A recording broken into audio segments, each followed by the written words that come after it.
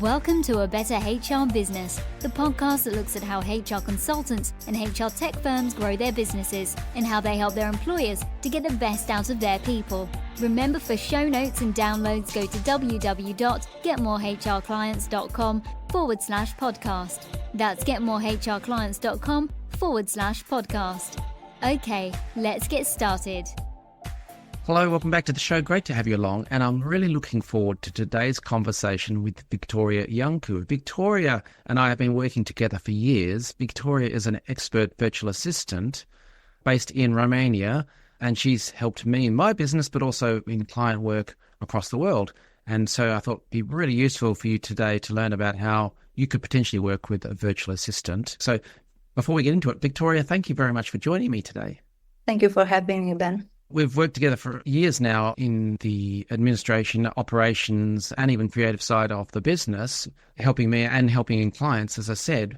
But let's start with, what services do you offer as a virtual assistant? Well, I managed to organize them in 3 categories, although sometimes they're not that strict, so you do a bit of everything. First of all, there should be administrative tasks. I don't know, organizing meetings, scheduling. Maybe you need some topic to be looked up. Maybe you need an accountant somewhere to be found. Maybe you need a question answered. Maybe you need some invoices to be paid and you don't have this. Maybe you need a document proofread or document to be organized. So that should be one. Second should be customer service. I have been doing this for many years. So onboarding clients, replying to emails, refunds, solving different issues, but also replying to emails that come to your inbox, even if they're not your clients already, but they're somewhere down the pipeline. Maybe you want them to be replied fast. For example, when I'm looking for a service provider, this is something that I'm also interested in. How fast he will reply my message, even if I'm not his client already. So maybe it's important to others too. And third probably should be content management. Maybe you wrote something and you want it repurposed.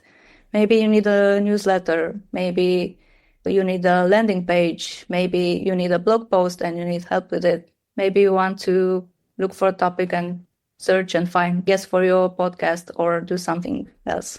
And for me, the value of working with a virtual assistant is that you play to your strengths. So whoever you are, whatever your business is, you're good at certain things and maybe not so strong in others, or you don't have the time to do everything.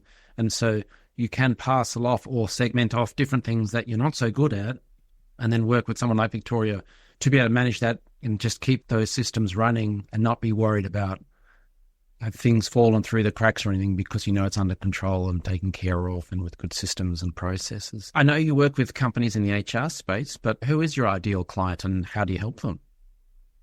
Well, they should be small businesses or solopreneur or people who started a business some time ago. Now they got some clients. They realize that they don't have time for anything like they used to do. They are caught up in checking invoices, paying providers and things like this. This is also important, but it's not their main purpose in business. And this is where I come along and I help with this. So you should focus on your business while I'm taking care of administrative things. So what are some of the misconceptions people have about virtual assistants? Well, I think pandemics and also this atomization of business managed to solve some of them. I would say that people are no longer reluctant to this idea. Probably thinking that a VA is not as reliable as a in-house person, as a employee.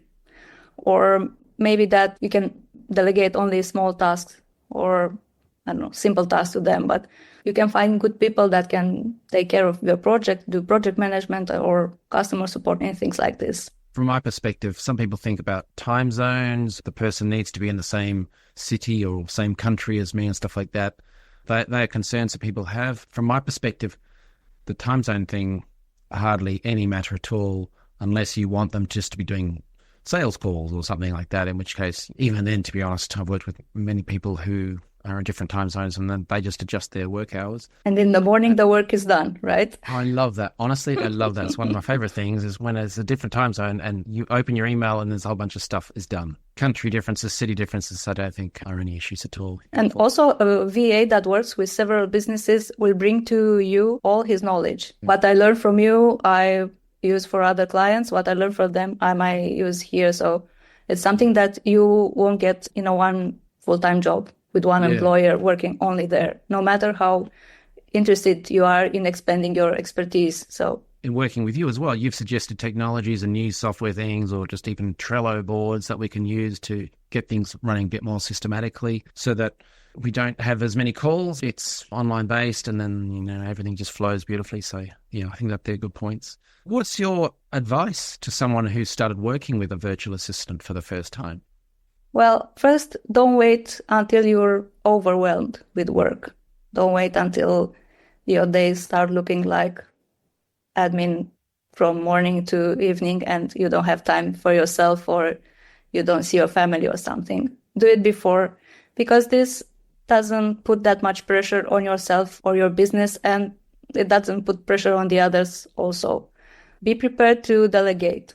A VA will help you start with some tasks that can be delegated and they don't require that much training, and someone can do them for you.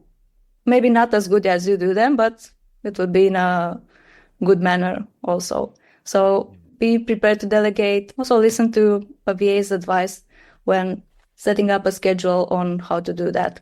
And I know from my perspective in working with you as a virtual assistant, that there's such a range of ways that you can work together. So if someone listening to this thinking, well, how would I work with a virtual assistant? Well, as I mentioned earlier, it's what are your higher value tasks that you should be working on that, billable hours, working directly with clients or sales processes that help bring in more business.